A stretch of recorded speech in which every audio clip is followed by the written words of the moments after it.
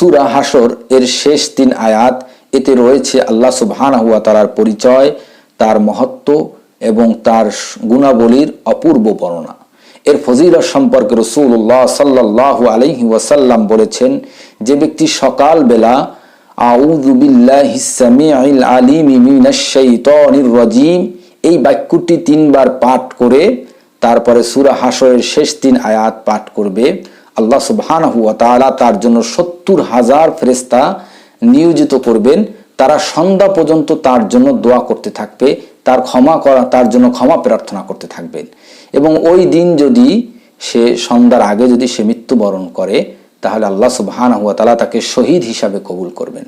এভাবে যে ব্যক্তি সন্ধ্যাবেলা আউযু বিল্লাহিস সামিউল আলিম মিনাশ শাইতানির রাজিম 3 বার পাঠ করে তারপরে সূরা হাসরের শেষ 3 আয়াত পাঠ করবে, আল্লাহ সুবহানাহু ওয়া তাআলা তার জন্য 70,000 ফেরেশতা নিযুক্ত করবেন এবং সকালের আগ পর্যন্ত তার জন্য এই ফেরেশতারা ক্ষমা প্রার্থনা করবে। এবং ওই দিন রাতে যদি সে মৃত্যুবরণ করে, আল্লাহ সুবহানাহু ওয়া তাআলা তাকে শহীদ হিসাবে কবুল করবেন।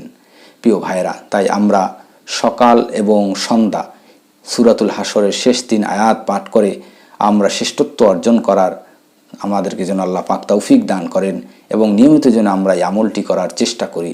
আল্লাহ সুবহানাহু ওয়া তাআলা আমাদের সকল কবুল করুন, আমিন।